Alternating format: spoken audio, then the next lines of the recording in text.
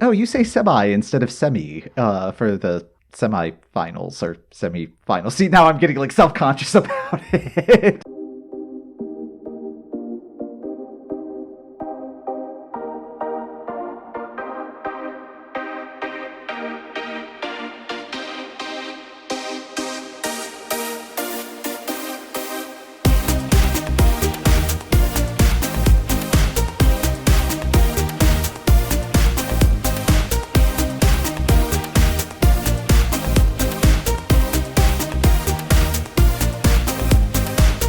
Hello and welcome to the Euro What, episode number 157 for Eurovision Week 2022.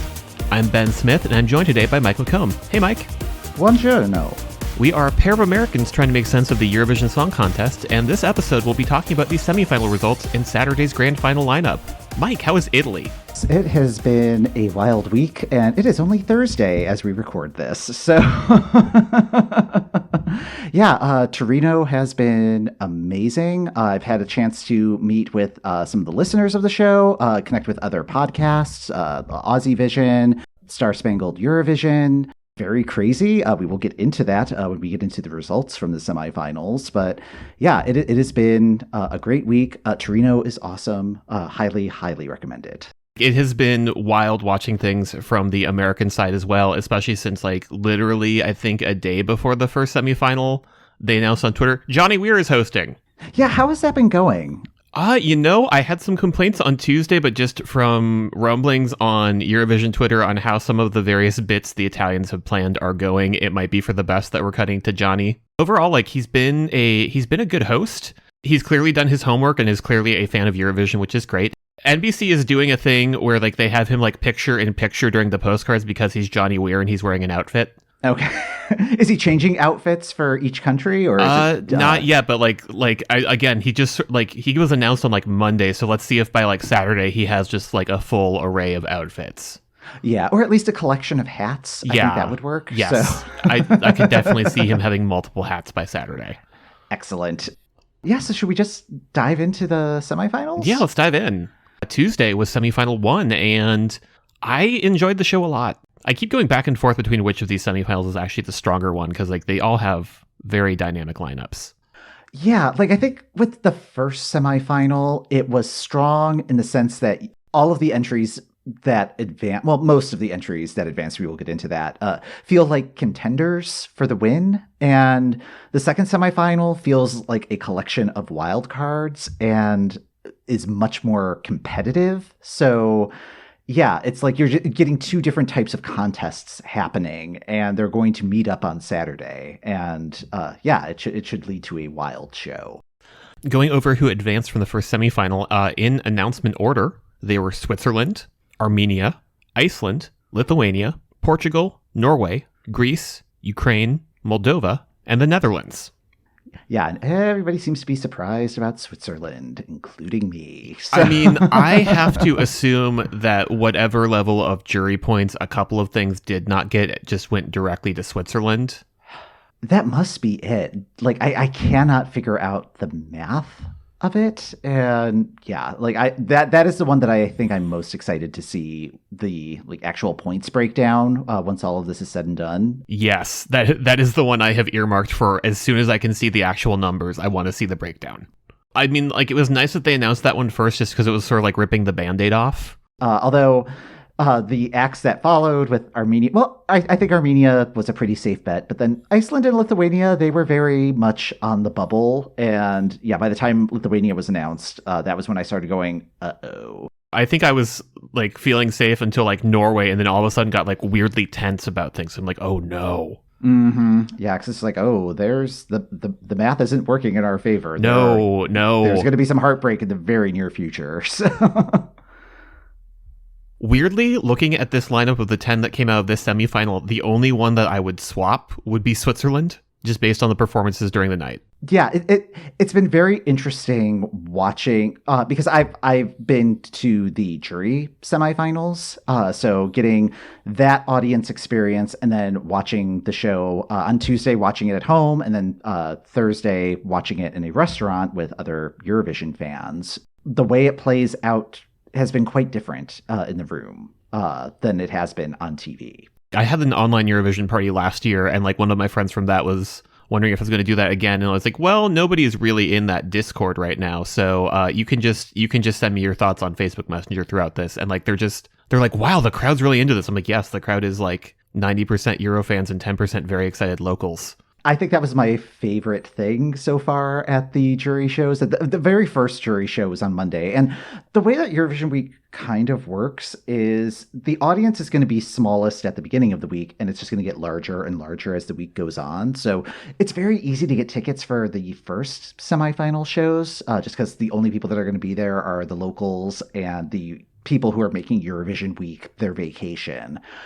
Particularly at the Monday show, was predominantly locals. And the person that I was sitting next to, I don't think she knew what the program setup was going to be, like in terms of what the interval acts were and any of the other surprises that were announced through the blogs and stuff. And she was absolutely delighted with every surprise that came up. Like, oh, Mahmoud is going to be there, and Blanco's going to be there, and there's a tribute to Raffaella, and there was the Italian disco number, and like she was losing her mind at every single announcement. And yeah, she really got her money's worth on her ticket, and it was a joy to sit next to her. So. Oh, good. That sounds delightful.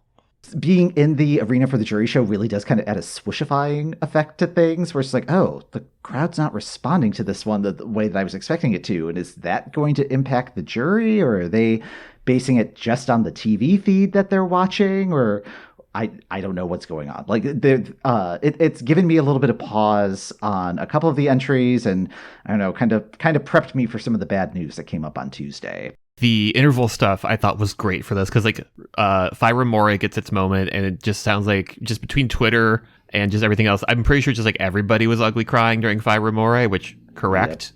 Yep. Yeah, ugly crying during the jury show, and then ugly crying here, watching it again on Tuesday. Just be like, I really liked the Italo disco number, to no one's surprise. Although, like, my main complaint is like, come on, Italy, play like give me like slightly more of each of these songs. That was kind of my note coming out of it. It's like, oh, Ben's going to be disappointed at how short this was. This should have been at least 3 times longer. It feels like Italy knows that we're expecting them to have the show run super long, and so they're trying to like rein in their tendency. But I'm like, no, be messy. Please be messy, Italy. They're being plenty messy, I think. Yeah, yeah. I mean, in fairness, we are continuing to stare at a kinetic sun that is not super kinetic. No. Well, you can either have the sun or the waterfall. You can't have both, apparently. I feel like if they had not promised us the sun was kinetic and had just been like, it's a vinyl record to represent how Måneskin said rock and roll would never die, and then like surprise us with, and also it moves, if it had moved. That would have been smart. Yeah. It's like, you shouldn't have told us it was kinetic. You should just be like, it's a sun, but it's also a vinyl record, and it's also a symbol of... Maybe they'll get a second chance next year, depending on how the final goes. But yeah, we can get into that. Yeah, we can get that later. Yeah. I don't know, like any other surprises for you? I mean, I'm really surprised about Albania, just because, like, granted, it was a hometown crowd, and Albania and Italy are pretty closely connected in their history. So, yeah, like there was a lot of support in the room for Ranella, and that was also just an awesome way of opening up the show. But yeah, at the same time, it's like it was kind of a lot, and looking back on it, it was a little messy, so I can understand how it might not have gotten the audience support that was expected. With Albania, yeah, like I thought it was a great opener for the show, but like on the replays, like, wow, that vocal is kind of all over the place. Like they were doing a lot.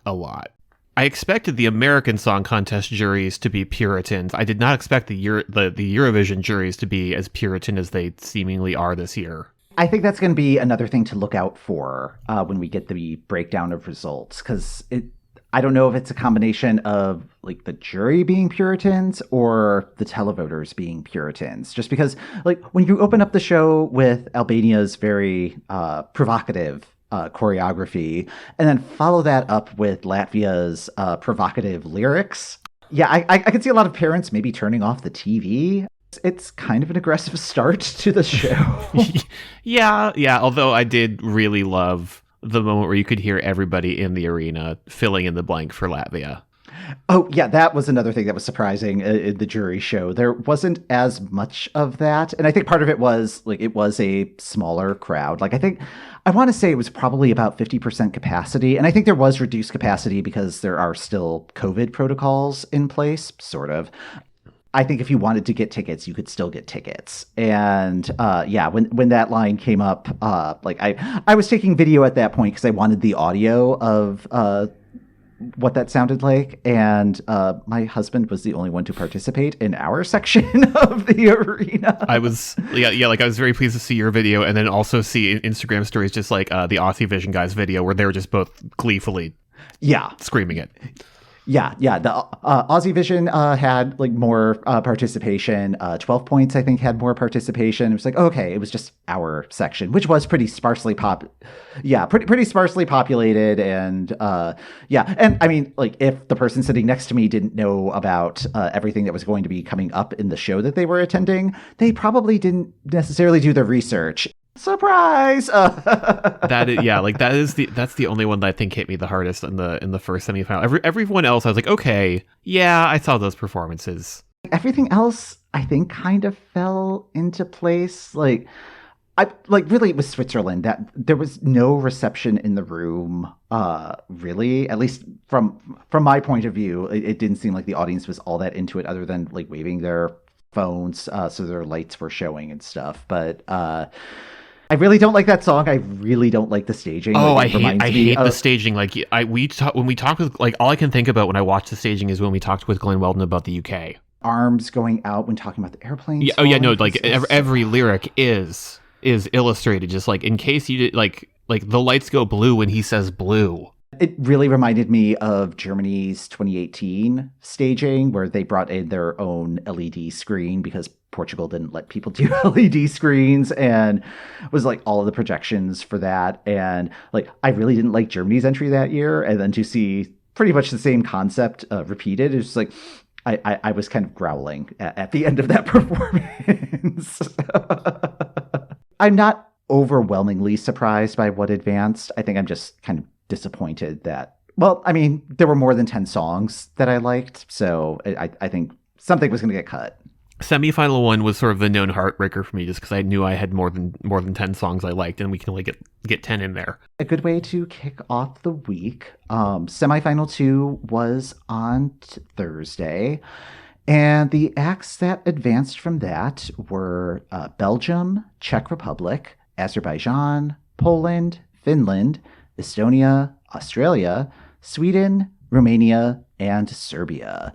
And I was not prepared for Serbia to be announced last, and we were still at the restaurant when the results were coming in. It's like, I don't know what my reaction is going to be, and this is the first time that I've been in a public place and had to have this sort of reaction. Yeah, like I also was getting real tense on my sofa when I'm like, oh no, there are more things that I like than can be announced right now, and one of them is Serbia. And I was also just like not prepared for what if this one didn't click.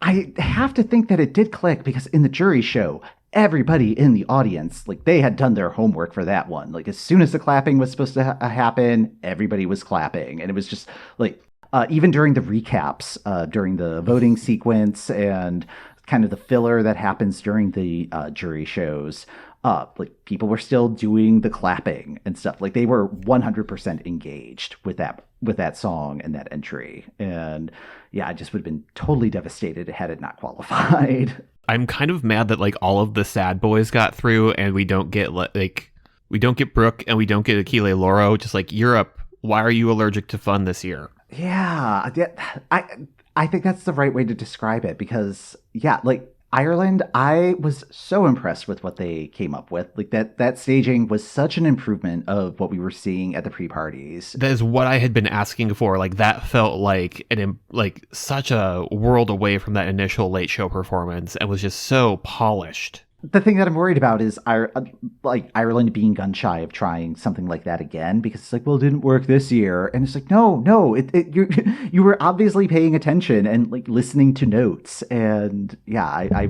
really hope that they like actually continue in this direction if it fits that song, the song that they select. But yeah, like this was they made many good choices on that performance. Mm-hmm. And then like I knew that just sort of mathematically things were probably stacked against San Marino, but that was such a glorious 3 minutes.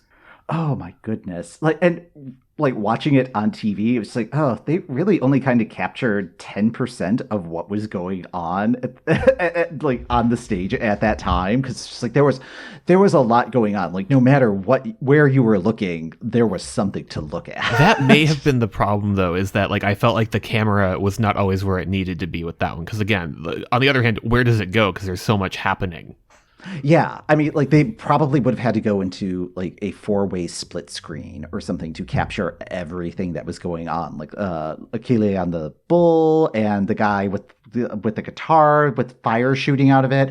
That was one thing. Like I don't think people noticed that there was fire shooting out of the guitar because it was kind of blending in with the fire that was shooting out of the stage. And yeah, San Marino went all out on this one, and I am so happy.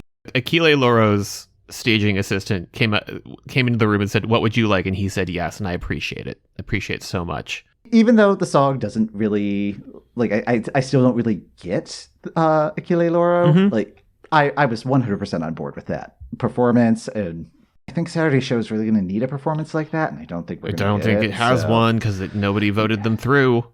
I was surprised that all three of the sort of samey sad boy songs got through. So like Azerbaijan, Poland, and Australia. Like Australia, I felt that was a lock to get through. Poland, I do not understand the decision to put like the water effect graphics on the screen. Yeah, especially because like as I was looking at it, it's like that doesn't really look like water. No, it does not. Just and then like the full like my TV is having a dubstep seizure bit during the one chorus, like he's got a great voice and you have like interesting modern dancers on the stage. Focus on those. You don't need to also throw all of the TV effects at it. Yeah, like really it was reminding me a lot of what Jacques Hudek was doing in 2017, including having the video of him singing to himself in the background. Like it was just like I really don't get Poland's entry and why everybody's so gaga for it, but I think it's just something that I'm going to have to accept in my life. He's got a beautiful voice. He's got a great instrument, but also just like, he's so bland. Poland will be fine. Although every cover that I've heard of that song has been better than the original, so I don't know what that says about it. Maybe the fact that it is like everybody wants to cover it, that kind of gives it the Euphoria vibe. I don't know. So anyway, here's River. So I was very pleased with the Czech Republic's performance. That was a great show closer. And like on one hand, when I'd heard the new mix of the song, I'm like, oh, they're going to have a lights off effect during that second, like click, click, click, click, click. They pulled that off so well in the arena. Yeah, that looked amazing live, and it translated perfectly on TV. So very pleased to see that. And like, there weren't audio problems. She hit her notes. It was great. So yeah, I'm very happy that Czech Republic found what they needed to find and got the job done. Like Azerbaijan was the stumper for me of the stuff that got through, just because that performance was fine and it's very standard Azerbaijan. They stage things well, even if the song is kind of blah. I'm kind of confused about what Azerbaijan's trying to do right now, because it just felt like that one was borrowing so many elements from stuff that they did previously. Like, I mean, the song itself is very much what Azerbaijan was doing in the mid 2015 era.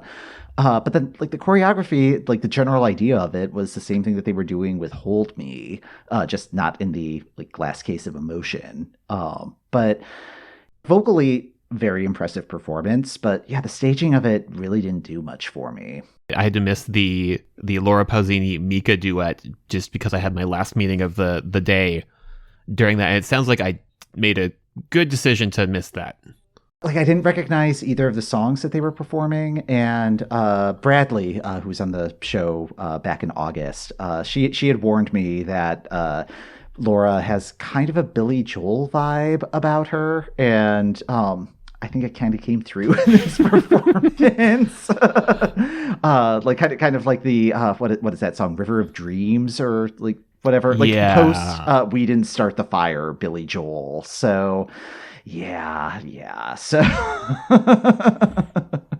But I think she's doing a great job as a host. Yeah. So, Oh yeah. No, she's her. real fun as the host. On Tuesday, she had like a very Bjorkish look about her, and I appreciate that. I do like that Mika has the same suit in just like every color. I don't know why there seems to be this running theme of it being like Mr. Mika's neighborhood, where he's like sitting on the side of the stage and telling us a story. Maybe you didn't see those pieces, but we've had to sit through a couple of those. We got one that was like, "What is the sound of beauty?" And then they cut real quick to Johnny in the studio. Yeah, who immediately picked up that thread and ran with it.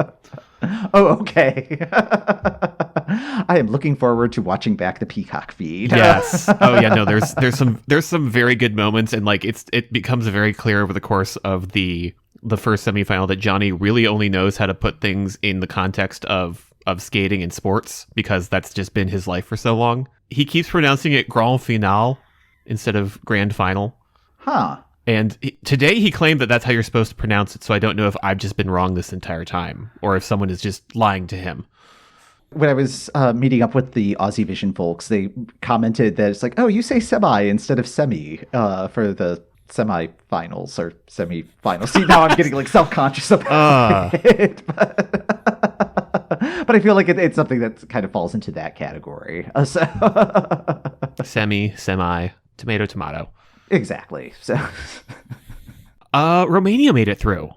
Yes. Oh, that was such a delight, and that was another one where I was just completely kind of swishified by the audience, because Spain was one of the Big Five acts that are voting in the second semifinal. So there was a very large Spain contingent in the audience, and Spain, I think, has maybe the most exuberant audience members.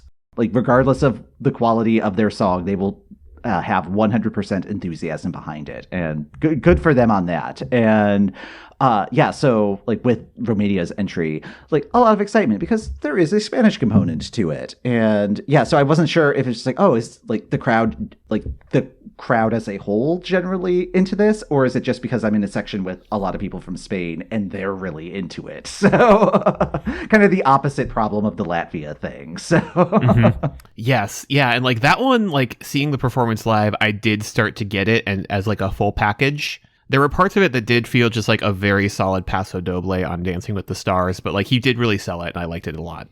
Yeah, and I think they made some really good camera choices too, like focusing on the backing dancers for the first part of it, and it's like, oh, that's really nice that they're like showcasing, like, I mean, like that was his role for such a long time, as being one of the backing dancers, so kind of giving them the spotlight. It's like, oh, that is a really nice touch. Yes. So yeah, and yeah, I'm really happy that one got through. Georgia did what we expected them to. It was fine. I did want to ask you, like, what your interpretation of that one was, because man, oh man, did that not make sense in the arena. So. Well, yes, one of the shots is very clearly the man opening up the box he has stuff in. It's like, it's puppets. I'm just so disappointed they didn't do anything. Like, did Poland just blow the budget for who had access to in-camera effects? Maybe Georgia was just like, we don't know.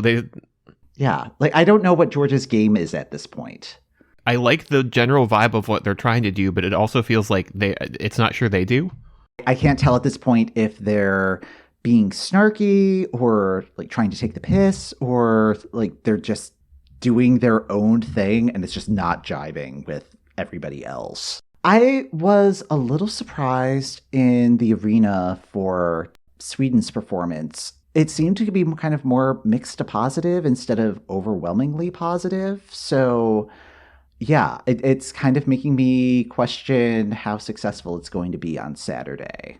Interesting. Yeah, because like watching the show tonight, everybody seemed very into it. Like you could hear people singing along.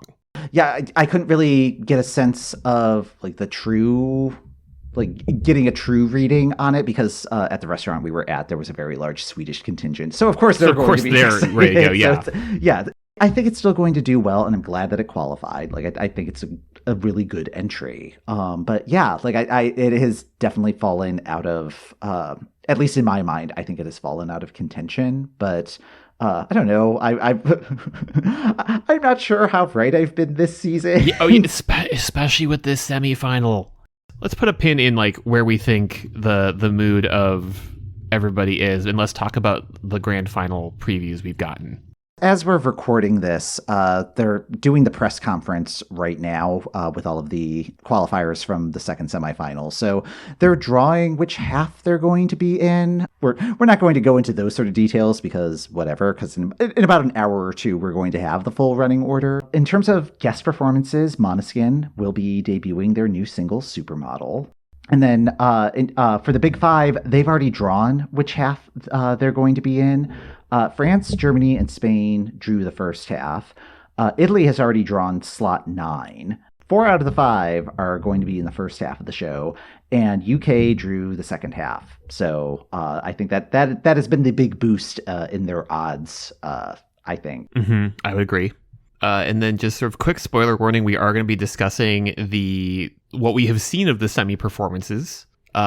So if you would like to stay in the dark, read the Big Five, maybe just skip a couple minutes. We'll circle back around. Fun fact, on Tuesday, we just got Johnny vamping for time instead of France and Italy. They course corrected today and showed us Spain, United Kingdom, and Germany. Oh, that's interesting. Yeah, I think that they just assumed it was just more green room stuff that for whatever reason they don't want to show us. At the jury shows, like they'll do the same segments that are shown on TV, but then they will also record separately the full performance of those entries. I think as backup videos for recap packages, and also like for new COVID protocols. But yeah, so like have had this opportunity to see all 5 of these live. I was supposed to say, yeah, like luckily I have been because I have had online press access, I have seen a few of these, but also some of them were early in the morning and my body had just sort of given up on me waking up at like 4 a.m. Understandable. Good choice, body. I have not seen France or Italy yet. I don't think they're really all that different from their national final performances. I think with Italy in particular, like that was a very effective performance. And I think some of the lighting cues are different. And they're like Italy's really using the lighting effectively. I think that's one of the good things about the stage this year is like the lighting, entire lighting apparatus has been phenomenal. Yes. But yeah, like with France, there's a lot of fire, which I think is expected. Mm-hmm. So. Yeah, good for them. I like the vibe of their national final performance, so it's good that they're keeping that moving. I'm real excited about Spain. Oh my god, that was transcendent to see live. Yeah, you can tell that Chanel wants this, and yeah, they have made some like it's still that's another one that's pretty similar to the national final performance, but they've added some little touches here and there to kind of zhuzh it up, and I think they are all very good choices. So yeah, I'm very excited to see how the home audience responds to this one. The one that is sort of rocketing up the odds, as it were, the United Kingdom. I just really like Sam Ryder's energy. Like he's just a beam of light in every time that he gets to have a microphone in front of him. I think he was an excellent choice for the UK. I still like. I think it's just like a personal taste thing at this point, which is like I just don't get the song, but I can understand how other people like are really, really responding to it. So, yeah, it's making for very confusing predicting for the final, which I guess is a good thing. I mean, it keeps it exciting. Yes. So. And then Germany. Did you get to see Germany's? I've seen that one. I like the vibe that he's going for. Like that song is still not quite my taste, and I feel like it's not the best distillation of Malik's talents, especially because like his loop thing is on stage, but he doesn't actually get to use it because all of the backing is there. With the UK and Germany, they both have elaborate setups for their staging. Like it took at least 3 minutes to get UK's apparatus set up. I mean, that could be strategic in a way because I think that's going to force them to get placed probably after a break, because I think setting it up is taking longer than tearing it down. But like Germany has the same thing because there's like 4 carpets that are at the base of like on the floor, mm-hmm. That all of the instruments are placed on. And there are a lot of instruments. There's a piano and a drum kit, and they're not in use in the performance. They're just there as decorations. Mm-hmm. Yeah, like they're there as decorations, and like they're not in a sort of platform system that can be quickly wheeled on and off. Right. they're going to have a problem with that. And you may have noticed that in the I don't know if they cut away to Johnny during the time between San Marino and Australia getting set up, because that was another like very long transition. And just because like Achilles' performance had a lot of stuff on stage, and then they had to get in all of the stairs for Sheldon's performance. And yeah, I would not be surprised if there may be a rule next year on like how many props you can have, or if you have to demonstrate that it can be set up within like 60 seconds or something. Because yeah, like it's really going to throw a wrench in the flow of the show for both of those. Or they're just trying to strive for placement immediately after a break, and it's like a strategic move as much as it is a performance choice. Yeah. But yeah, like I could see that definitely being something that comes under some kind of referendum, just because because like I like the vibe of Germany's performance, but I'm also just like, I had not realized that there's not a way for them to quickly like roll on, roll off with those like some of the other setups. It had a long takedown time, but it was also the last one of the 3 to go. So I don't know if the crew was just being like, we'll just take our time with this one. We're this is all like dress rehearsal. We're past the important part, so we can dilly dally. So like this feels like a solid set of 25 entries. Mm-hmm. Yeah, like I would agree. It feels solid. It feels maybe more ballad heavy than I was expecting. I like, on the other hand, I feel like my ear just tends to be attuned to the more up-tempo stuff just on a regular thing. And like Eurovision does kind of go through cycles of, and like we are kind of perhaps overdue for a slower entry, even though those are not entirely my favorite this year. And I'm just looking at like the big list of sad boys and just kind of getting sad. I think also what is complicating it is the Ukraine issue, where like it's just okay, like are they going to win, or is somebody else going to manage to take the victory? And yeah, I mean, I guess what are your top 3 at this point? I have said it earlier in our Eurovision season. I would like Ukraine to do well. I do not want them to win, just because that just feels like I would like Martin Osterdahl to just have like a quiet year, because I feel like he's sort of had a trial by fire of just between COVID happening and surprise, you're taking over for Jan Ola, and then just sort of everything that's all of like the fun little things with Italy along the way. But like I would like them to do well. I could see them taking it. If we are feeling in more of a pensive mood or a sad mood, I would love it for it to be like a sad girl summer with Cornelia Jacobs in there, and then just sort of the chaos agent in me would love a subwoofer win. Yeah. I feel like Norway may be fading a little bit, although like they got a huge reaction during the jury show. But yeah, for some reason the TV performance felt a little flat to me, but maybe that's just because that is probably the 100th time that I've seen that performance. They are remarkably precise about doing that. It's like, yeah, I've noticed like when I was watching on Tuesday, I'm like, yeah, but I've seen this before. But I'm like, yeah, but there are lots of people coming to the show who have not seen it before and who are going to love this.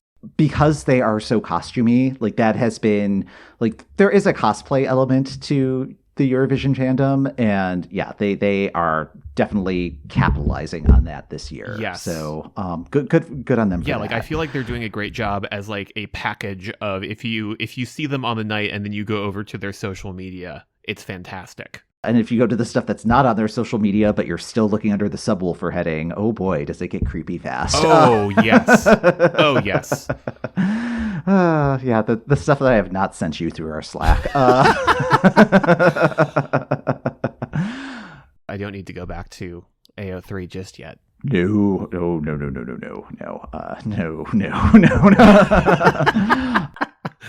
Yeah, I guess in terms of my top 3, like I really like Spain, and I'm really hopeful that they do very well. Yeah, like that would be another. Yeah, wouldn't be mad about that one.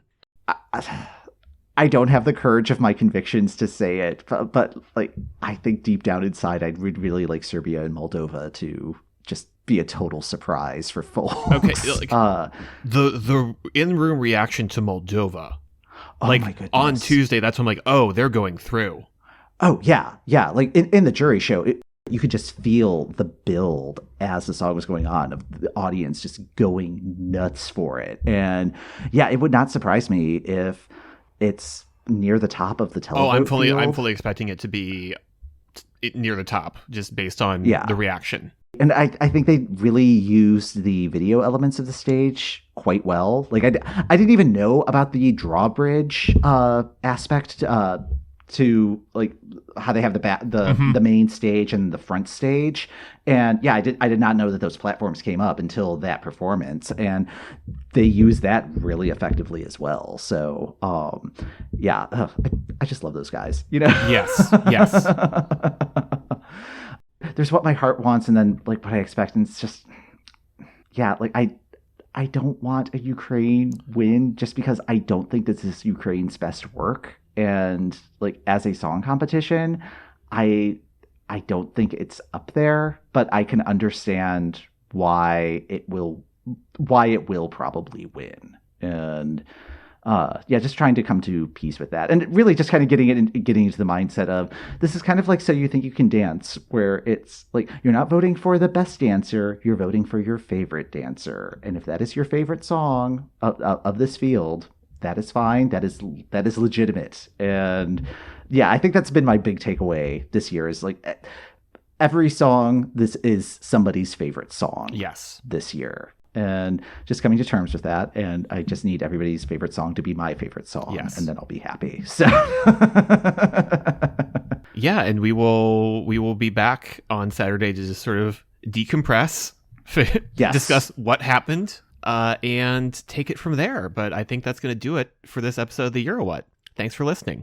The Euro What podcast is hosted by Ben Smith, that's me, and Mike McComb. That's me. You can follow the Euro What on Apple Podcasts, Spotify, or the podcast app of your choice.